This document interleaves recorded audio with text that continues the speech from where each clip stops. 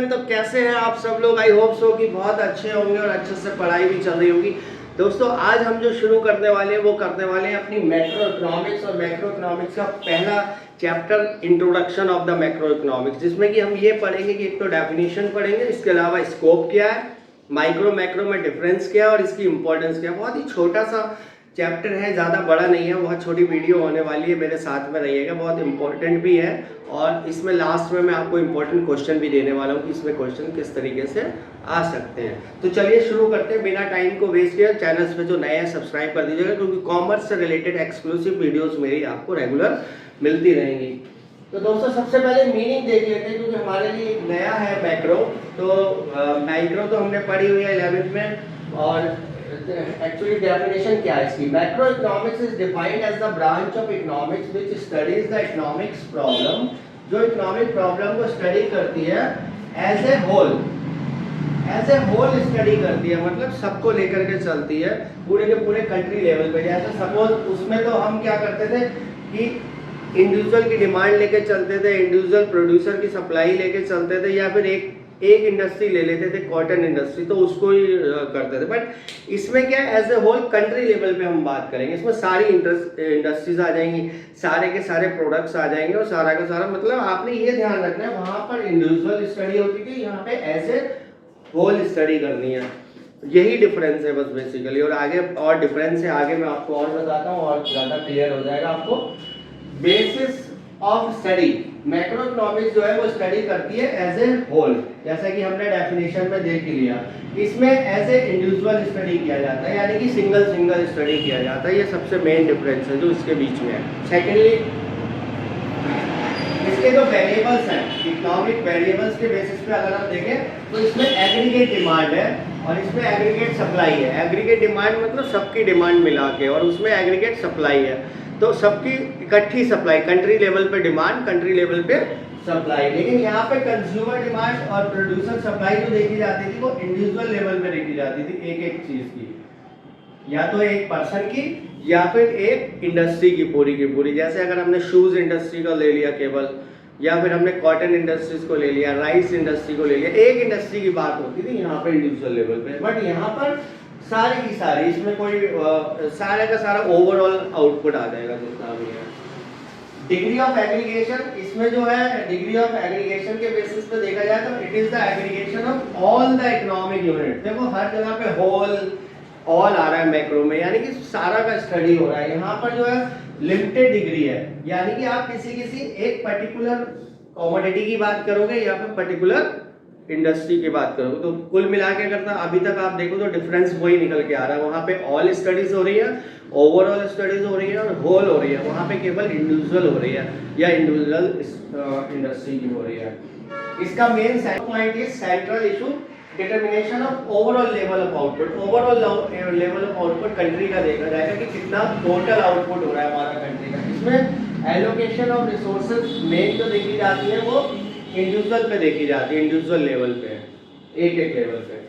Method of study, इसमें जो method है स्टडी है, जनरल इक्विलिब्रियम एनालिसिस किया जाता है। जनरल मतलब सबका, पूरे के पूरे कंट्री का, जिसमें सारी इंडस्ट्रीज आ जाएंगी, सारी कमोडिटीज आ जाएंगी जनरल। पर इसमें जो है पार्शियल वर्ड याद रखना है आपको।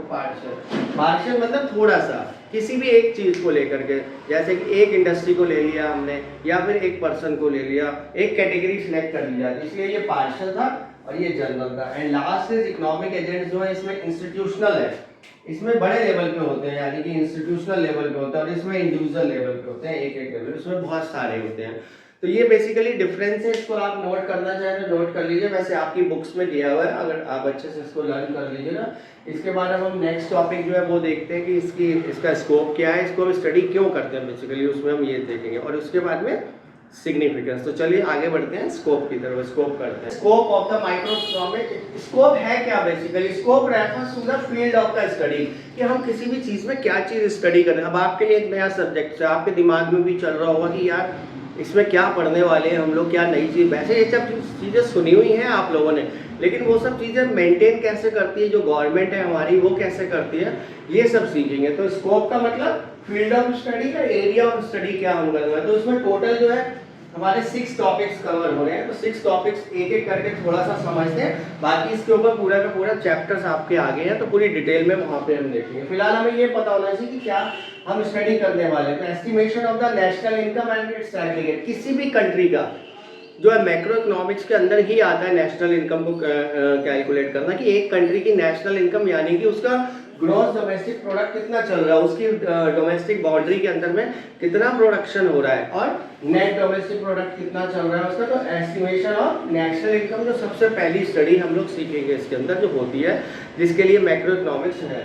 Second one is theory of employment. Theory of employment के अंदर जो है मेन हम देखेंगे कि हमारे कनेक्शन की थ्योरी करेंगे। एक तो कनेक्शन हुए हैं इकोनॉमिक्स, उन्होंने अपनी थ्योरी दी है, तो उन्होंने बताया कि it deals with the causes of the unemployment. आखिर इतनी अनएम्प्लॉयमेंट चल क्यों रही है, आप भी सुनते रहते होगे टीवी पे, न्यूज़ पे, हर जगह आता है कि अनएम्प्लॉयमेंट खत्म नहीं हो रही है, अनएम्प्लॉयमेंट खत्म। तो इसके कॉजेज क्या क्या है, अनएम्प्लॉयमेंट के कॉजेज क्या क्या है, और how to combat with this issue, और इस इशू को कैसे सॉल्व किया जा सकता है, ये हम इस सेकंड वाली थ्योरी के अंदर पढ़ेंगे।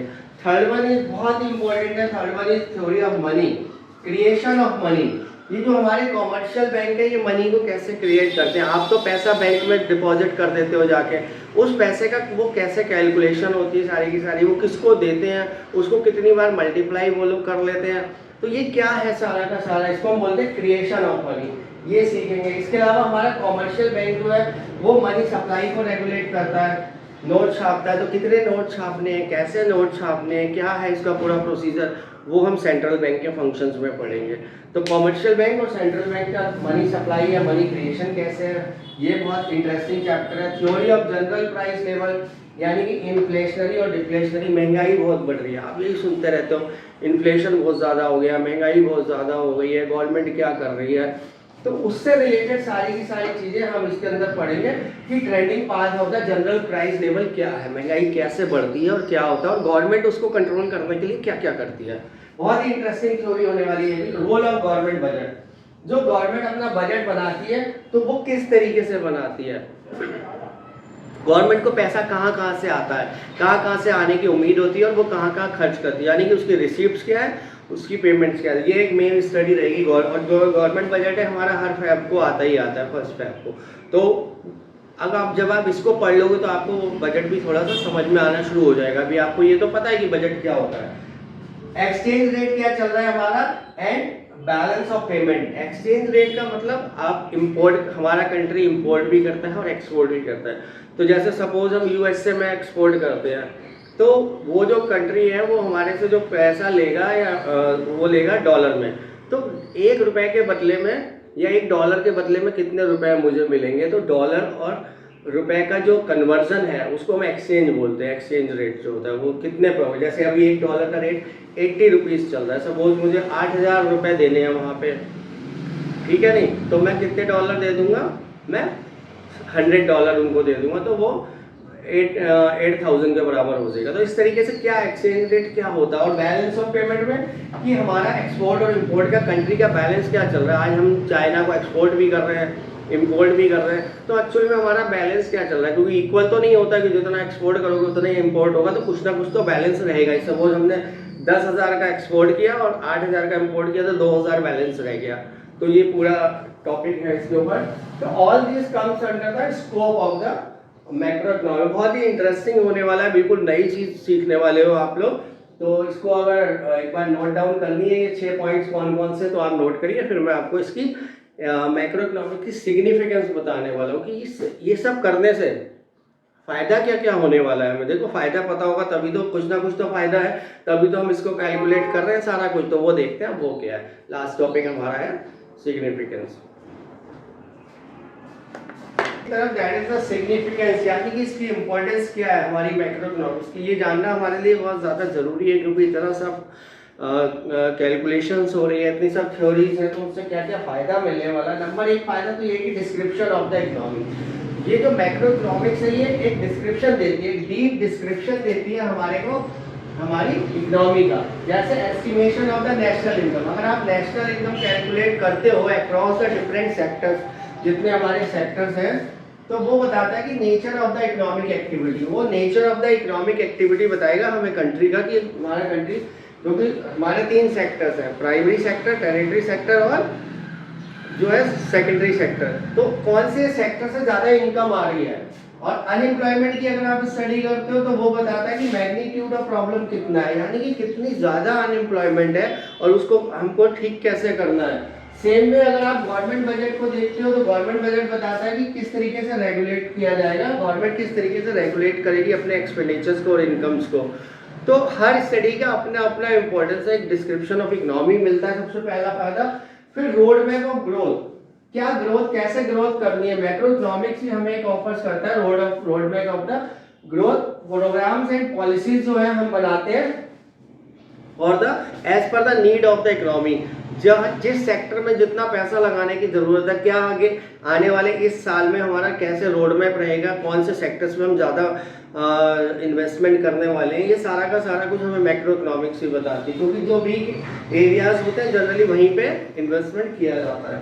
And economic stability third number पे था, थ्योरी ऑफ मनी, इसमें जो हमारी मनी की थ्योरी है वो हमारी इकोनॉमिक स्टेबिलिटी की कैसे अचीव होगा ये बताएगा, कि जिसमें जो हमारे 3 पॉइंट्स हैं, मॉनेटरी पॉलिसी है, गवर्नमेंट की फिस्कल पॉलिसी और गवर्नमेंट की बजटरी पॉलिसी है, इन तीनों को मिलाकर के किस तरीके से गवर्नमेंट जो है इकोनॉमिक को यानी कि रुपए को प्राइस लेवल को फिक्स रखती है। बीओपी यानी कि बैलेंस ऑफ पेमेंट, बीओपी जो है वो बताता है कि performance of a country relation to the rest of the world, मेरा चाइना के साथ में क्या परफॉर्मेंस चल रहा है, मेरा यूएसए के साथ में क्या परफॉर्मेंस चल रहा है, मुझे कितना रुपया लेना है, कितना रुपया देना है। And last one is the policy formulation, information जितनी भी मिलती है हमें एग्रीगेट डिमांड को लेके, एग्रीगेट सप्लाई है, कंजम्पशन एक्सपेंडिचर है, इन्वेस्टमेंट एक्सपेंडिचर है, ये सारे के सारे एक्सपेंडिचर्स और डिमांड सप्लाई एग्रीगेट लेवल पे देखने के बाद में ही जो गवर्नमेंट जो है वो पॉलिसी बनाती है for the growth and the development of the economy. तो ये सारा का सारा एक तरीके से देखा जाए तो हमारी कंट्री ने कैसे ग्रो करना है और किस तरीके से हम इकोनॉमिक स्टेबिलिटी लेके आएंगे, हमारी नेशनल इनकम क्या चल रही है, इन सारी चीज़ों को अगर हम स्टडी करेंगे तो हमें पता लगेगा कि मैक्रो इकोनॉमिक्स की एक्चुअल में सिग्निफिकेंस है क्या।